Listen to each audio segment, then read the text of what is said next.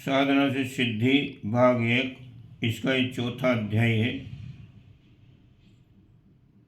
साधना की सफलता के 2 आधार अवलंबन। इसमें आज का विषय है सद्गुरु की प्राप्ति, एक दिव्य वरदान।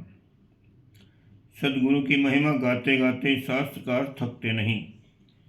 मनीषियों ने निरंतर यही कहा है कि आत्मिक प्रगति के लिए गुरु की सहायता आवश्यक है। इसके बिना आत्मकल्याण का द्वार खुलता नहीं, साधना सफल होती नहीं।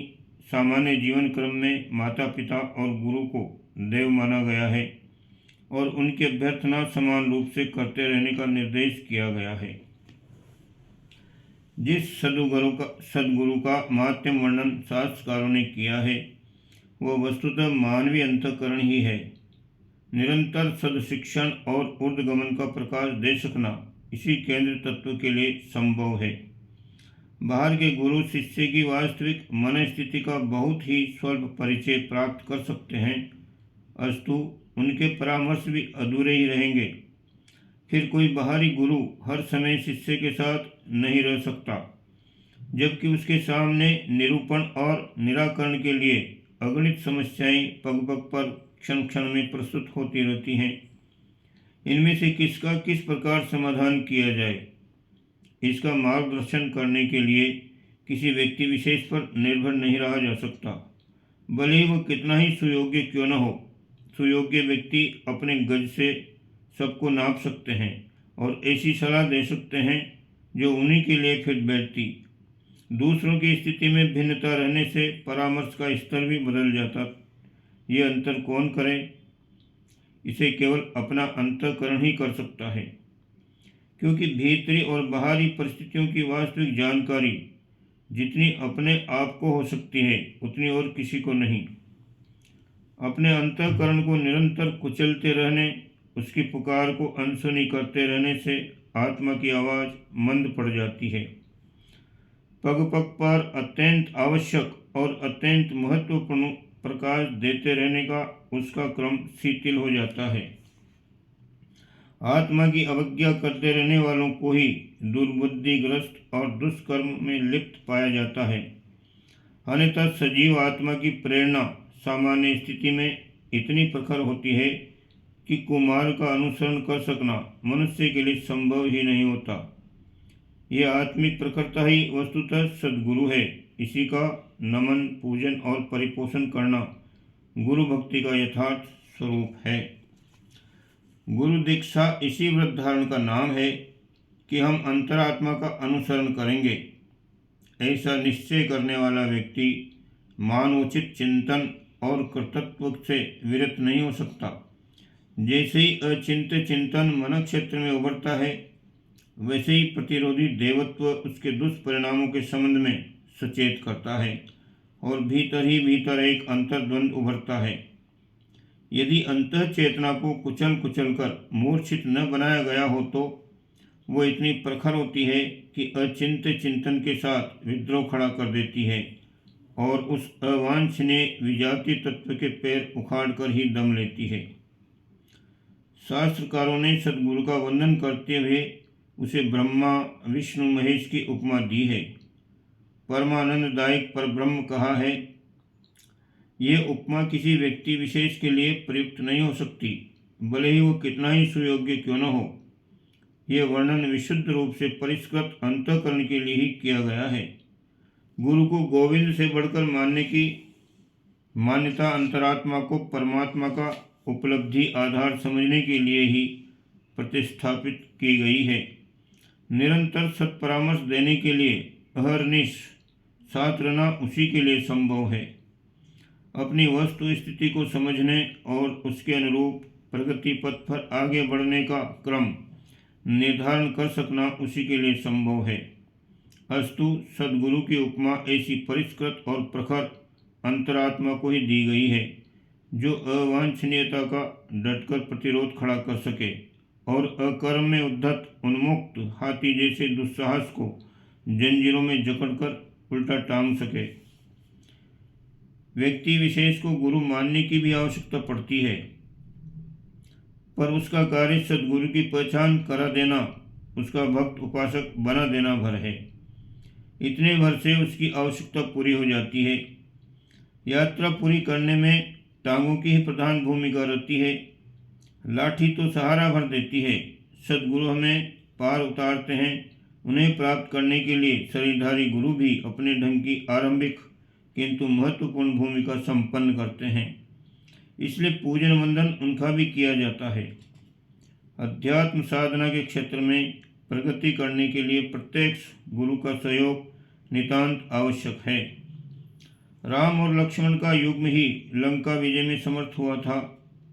महाभारत की सफलता कृष्ण और अर्जुन के मिलने से संभव हुई थी। छात्र कितना ही परिश्रम करे, बिना शिक्षक के मौखिक या लिखित ज्ञान दान के बिना उच्च शिक्षा प्राप्त कर सकने में समर्थ नहीं हो सकता। कला, शिल्प, विज्ञान, चिकित्सा जैसे महत्वपूर्ण विषयों के विद्यार्थी मात्र मौखिक ही नहीं, क्रियात्मक व्यवहारिक शिक्षा भी प्राप्त करते हैं। इसके बिना वे अपने विषय में पारंगत नहीं हो सकते। गुरु और शिष्य मिलकर यही प्रयोजन पूरा करते हैं। कान में मंत्र फूंक देना या कर्मकांड विधि विधान बना देने से काम नहीं चल सकता। उन्हें अपनी शक्ति का एक अंश भी देना पड़ता है। इस अनुदान के बिना आत्मिक प्रगति के पथ पर बहुत दूर तक नहीं चला जा सकता। पहाड़ों की ऊंचाई चढ़ाई चढ़ने के लिए लाठी का सहारा लेना पड़ता है। छत पर चढ़ने के लिए सीढ़ी की आवश्यकता पड़ती है। यही प्रयोजन आत्मिक प्रगति के पथ पर चलने वाले पथिक के लिए उसका मार्गदर्शक एवं साथी सहयोगी पूरा करता है। गुरु की आवश्यकता इसी प्रयोजन को पूर्ण करने के लिए पड़ती है। माता के उदर में रखे बिना, अपना रक्तमांस दिए बिना, दूध पिलाए और पालन किए बिना भ्रूण की जीवन प्रक्रिया गतिशील नहीं हो सकती। बालक भोजन, वस्त्र आदि की सुविधाएं स्वयं उपार्जित नहीं कर सकता। उसे इसके लिए अभिभावकों की सहायता अभिष्ट होती है। छात्र अपने आप पढ़ तो सकता है, पर उसे पुस्तक, फीस आदि के खर्च पिता से और शिक्षण सहयोग अध्यापक से प्राप्त करना पड़ता है। इसके बिना उसका शिक्षा क्रम मात्र एकांकी पुरुषार्थ से नहीं चल सकता। माता पिता अपनी संतान का पालन पोषण करते हैं। वे बच्चे बड़े हो जाने पर अपने अपने बच्चों के लालन पालन की जिम्मेदारी उठाते हैं। यही क्रमानुगत परंपरा चलती रहती है। अध्यात्म मार्ग की प्रगति प्रक्रिया भी इसी प्रकार चलती है। गुरु अपने शिष्य को अपनी तप पूंजी प्रदान करता है। उसके बाद शिष्य भी उसे अपने लिए दबा कर नहीं बैठ जाता, वरन उस परंपरा को अग्रगामी रखते हुए अपने छात्रों की सहायता करता है। यूँ धर्म के लक्षण 10 और यम नियम के 10 योग आधारों का पालन करते हुए कोई भी व्यक्ति सहज सरल रीति नीति से जीवन लक्ष्य प्राप्त कर सकता है। न इसमें किसी गुरु की आवश्यकता है, न शिष्य की। राजमार्ग पर सही पैरों से चल पड़ने वाला व्यक्ति मील के पत्थरों को देखते गिनते यथास्थान पहुंच सकता है, पर जिसे उस यात्रा के समीपवर्ती अद्भुत स्थलों को देखना, जानना और वहां मिलने वाली उपलब्धियों से लाभान्वित होना हो, उसे उस क्षेत्र से परिचित और उपलब्ध हो सकने वाली वस्तुओं को देने दिलाने में कुशल किसी अनुभवी सहयोग की आवश्यकता पड़ती है। यदि ये सहयोग न मिल सके तो फिर यात्रा चलती रहती है, पर वह नीरस एवं अतिरिक्त उपलब्धियों से रहित एक गतिशीलता मात्र रह जाती है। अध्यात्म पथ में प्रगति करते हुए उस यात्रा से संबंधित विभूतियों को प्राप्त करते हुए हर्षोल्लास का आनंद लेते चलना हो तो फिर कुशल सहयोगी की आवश्यकता अनिवार्य ही हो जाएगी। गुरु शिष्य का सम्मिलन सम्मिश्रण उसी आवश्यकता की पूर्ति करता है। मेडिकल कॉलेज में पढ़ाई जाने वाली पुस्तकों में वो सब कुछ लिखा है जो वहाँ पढ़ाया जाता है, अथवा डॉक्टर बनने के लिए जो जानना चाहिए, किंतु शरीर में कोई छात्र तब तक निष्णात नहीं हो सकता जब तक कि उसे उस तरह की व्यवहारिक शिक्षा कुशल सर्जन के तत्वावधान में न मिले। यूँ ऑपरेशन की सारी प्रणाली चित्रों सहित पुस्तकों में लिखी रहती है, फिर भी प्रत्यक्ष पथ प्रदर्शन की आवश्यकता बनी ही रहती है। इंजीनियरिंग, कला, संगीत, युद्ध विद्या, रसायन आदि के बारे में भी यही बात है। ऊंची कक्षाओं की बात छोड़िए, बाल कक्षा के बालकों के हाथ सचित्र बाल पोथी थमा देने पर भी वे अक्षर और अंक तब तक नहीं याद कर पाते जब तक कि अध्यापक का प्रत्यक्ष सहयोग उन्हें प्राप्त न हो। फिर आत्मिक प्रगति जैसे अप्रत्यक्ष, अप्रचलित और दुरूह विषय का प्रशिक्षण तो एकांकी बन ही कैसे पड़ेगा। रामकृष्ण परमहंस बनने के लिए जन्म जन्मांतरों की कठोर साधना अभीष्ट है, पर विवेकानंद बनना सरल है। समुद्र बनना कठिन है, पर उसका पानी लेकर आकाश में बादल की तरह उड़ने लगना सरल है। समर्थ गुरु रामदास बनने के लिए जन्म की कठिन गति और तलवार की धार पर चलने जैसी साधना करने का साहस सामान्य व्यक्तियों के पास नहीं होता। शिवाजी के रूप में एक नगण्य से व्यक्तित्व वाले बालक का विकसित हो जाना भी सरल है। पारसमणि बनना कठिन है, पर लोहे का उसे छूकर सोना बन जाना सरल है। चाणक्य जैसी अग्नि तत्व का प्रतिनिधित्व कर सकने वाली सत्ता बन सकना हर किसी का काम नहीं, पर एक दासी पुत्र का दिग्विजयी सम्राट बनकर सफल होना सरल है। बुद्ध जैसी प्रतिभाएं कभी कभी ईश्वरीय इच्छानुसार अवतरित होती हैं, पर उनकी छाया से अशोक, आनंद, अंगुलीमाल, आम्रपाली आदि असंख्य व्यक्ति लघुता की परिधि लांघते हुए महत्ता का वर्णन कर सकते हैं। गांधी कभी कभी ही उत्पन्न हो सकते हैं, पर उनका अनुगमन करने वाले व्यक्ति राष्ट्रपति, प्रधानमंत्री, लोक नेता और ऐतिहासिक महापुरुषों की पंक्ति में अपनी गणना सहज ही करा सकते हैं। आत्मिक प्रगति की उपलब्धियां भौतिक प्रगति की तुलना में असंख्य गुनी, सामर्थ्य संपन्न और हर्ष उल्लासमय हैं। उन्हें प्राप्त कर सकना मानव जीवन की सबसे बड़ी और सबसे महान सफलता है। जो इस दिशा में बढ़ सका, समझना चाहिए हर दृष्टि से कृतकृत्य हो गया। इस मार्ग पर चलने के इच्छुक साधक को अनुभवी और सही मार्गदर्शक की आवश्यकता अनिवार्य रूप से जुटानी पड़ती है। साथ ही यह भी ध्यान रखना पड़ता है कि कोई विदूषक गुरु पद का प्रहसन रचे न बैठा हो और अपने साथ साथ अनुगमनकर्ता को भी न डुबा रहा हो। सही मार्गदर्शन की तलाश में निकले हुए आत्मपथ के पथिक को जहाँ श्रद्धालु होना चाहिए, वहाँ सतर्क भी होना चाहिए। अन्यथा इस धूर्तता के युग में किसी अहेरी के जाल में फंसकर प्रगति तो दूर, जो पास में था उसे भी गंवा बैठना पड़ेगा। जिन्हें समर्थ, आत्मबल संपन्न और अनुभवी गुरु का प्रत्यक्ष मार्गदर्शन मिल गया, तो समझना चाहिए कि आत्मिक प्रगति के लिए एक सशक्त अवलंबन प्राप्त हो गया। ऐसे गुरु न केवल शिष्य का साधनात्मक मार्गदर्शन करते हैं, वरन अपनी शक्ति का एक अंश देकर साधक को आत्मबल से अनुग्रहित करते हैं। साधना ग्रंथों के अलंकारिक वर्णनों में उस आदान प्रदान की प्रक्रिया को ही शक्तिपात नाम से संबोधित किया गया है।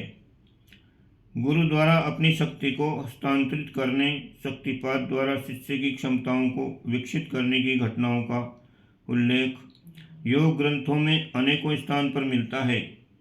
पहले योग मार्ग पर चलने, साधना पथ पर बढ़ने वाले प्रत्येक व्यक्ति एवं साधक के मन में ये जिज्ञासा उठती है कि शक्तिपात का स्वरूप क्या है, उसकी प्रक्रिया क्या है, इस प्रक्रिया में वैज्ञानिकता का अंश कितना है। शक्तिपात की घटनाएं यदि सच हैं तो क्या प्रत्येक व्यक्ति ऐसे समर्थ व्यक्तियों, महापुरुषों से ये अनुपम उपहार प्राप्त कर सकता है? यदि ऐसा संभव है तो उसका स्वरूप क्या है? सामान्य व्यक्ति इसकी परख किस प्रकार कर सकता है? आदि प्रश्न ऐसे हैं जो विचारणीय हैं। साधना मार्ग की ओर उन्मुख हर साधक ये जानने की इच्छुक रहता है। विवेकानंद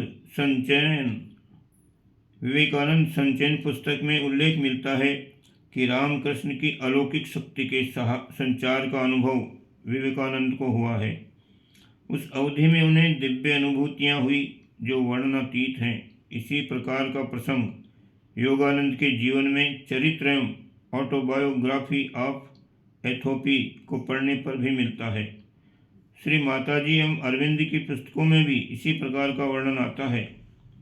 ये पढ़कर प्रत्येक के मन में वास्तविकता जानने की इच्छा होती है। जो उचित है और स्वाभाविक भी। गुरु शिष्य परंपरा में शक्तिपात की यथार्थता पर शक नहीं किया जा सकता। गुरु के अनुदानों को पाकर सामान्य व्यक्ति भी असामान्य महापुरुषों की श्रेणी में जा पहुँचे। इन प्रसंगों से पुराण इतिहास के पन्ने भरे पड़े हैं, पर प्रचलित भ्रांतियों ने शक्तिपात के स्वरूप को ऐसा बना दिया है जिससे सामान्य व्यक्ति दिग्भ्रांत हो जाए। शक्तिपात के नाम से तथाकथित गुरुओं ने ऐसे जाल जंजाल खड़े किए हैं जिन्हें देखकर कोई भी व्यक्ति भटक सकता है। अतएव इसके वास्तविक स्वरूप को समझना आवश्यक है। साधना पथ में गुरु वर्ण करना होता है। गुरु का अर्थ है अंधकार। र से अभिप्राय है प्रकाश। जो अंधकार से प्रकाश की ओर ले चले उसे गुरु कहते हैं। गुरु भी दो हैं, एक तो अपने अंतरात्मा में बैठा प्रेरणा देता रहता है, दूसरा वह जिसे व्यक्ति के रूप में वर्ण करते हैं। महत्ता दोनों की ही है।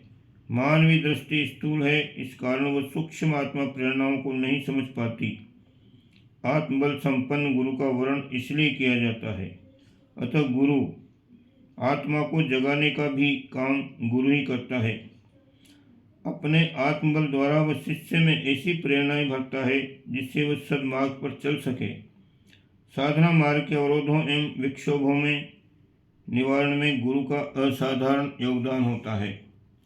मानवीय सत्ता असीम सामर्थ्यों से युक्त है, संभावनाएं अनंत हैं, पर जब तक ये आत्मबोध न हो जाए अंतःशक्ति संपन्नता का लाभ मनुष्य को न मिल पाता। गुरु की यही भूमिका होती है। वह शिष्य को अंतःशक्ति से परिचित ही नहीं कराता, वरन उसे जागृत एवं विकसित करने के हर संभव उपाय भी बताता है। उसकी समर्थता का लाभ साधक को आत्मबल एवं मनोबल के रूप में मिलता है, जो साधक को अवांछनीयताओं से लड़ने, अंतः विकारों को उखाड़ने की सामर्थ्य देता है। गुरु का यह अनुदान शिष्य अपनी आंतरिक श्रद्धा के रूप में उठाता है। जिस शिष्य में आदर्शों एवं सिद्धांतों के प्रति जितनी अधिक निष्ठा होगी, वह गुरु के इस अनुदान से उतना ही अधिक लाभान्वित होता है। प्रत्येक शिष्य अपनी श्रद्धा पूंजी के अनुरूप उसे प्राप्त करता है। समर्थ गुरु के अनुग्रह इसी रूप में बरसते हैं, जिनको प्राप्त कर शिष्य अपनी सामर्थ्य बढ़ाता है तथा व्यक्तित्व संपन्न बनता है। शक्तिपात का यही दर्शन है। यह एक समय साध्य एवं साधना साध्य प्रक्रिया है, जो अपनी श्रद्धा अभिपूरित साधना द्वारा साधक गुरु से प्राप्त करता है। यह एक आकस्मिक क्रिया नहीं है जिसके द्वारा तत्काल चमत्कारी सिद्धियां प्राप्त की जा सकती हैं, वरन एक लंबे समय तक चलने वाली साधना पद्धति है, जिसके अवलंबन से शिष्य अपनी शक्तियों का विकास करता है। कुसंस्कारों का निष्कासन कर व्यक्तित्व संपन्न बनता है। सद्गुरु का शक्तिपात इसी रूप में होता है। शिष्य को व्यक्तित्व संपन्न बनाने, आत्मबल बढ़ाने के रूप में असामान्य पक्ष भी है, पर वह सर्वसुलभ नहीं। पात्रता के अभाव में संकट भी है। वह किन्हीं को प्राप्त होती है। जिन्होंने अपनी क्षमता इस स्तर तक विकसित कर ली है कि शक्ति के अवतरण को धारण कर सकें, ऐसे व्यक्तियों को दिव्य अनुदान भी मिलते हैं, पर यह प्रक्रिया उच्च स्तरीय है, सर्वजनीन नहीं। विवेकानंद, योगानंद को गुरु का शक्तिपात किस रूप में हुआ था, ये विवादास्पद प्रश्न है। उन अनुभूतियों का वर्णन कर सकना संभव नहीं, पर गुरु के अनुग्रह की फलश्रुतियों क्या निकली, उनके जीवन में क्या परिवर्तन आया, इससे सभी परिचित हैं। लोहा जिस प्रकार पारस के संपर्क में आकर सोना बन जाता है, उसी प्रकार उनके जीवन में आमूल-चूल परिवर्तन आया। जन प्रवाह में बहते हुए ढर्रे के जीवन से मुख मोड़कर वह मार्ग अपनाया जो कठिनाइयों से भरा था। संघर्षों का सहर्ष आह्वान किया तथा उनसे व्यक्तित्व को इतना परिष्कृत किया जिससे सभी लोग प्रकाश एवं प्रेरणा ले सकें। विवेकानंद में रामकृष्ण परमहंस का व्यक्तित्व झांकता दिखाई पड़ता था।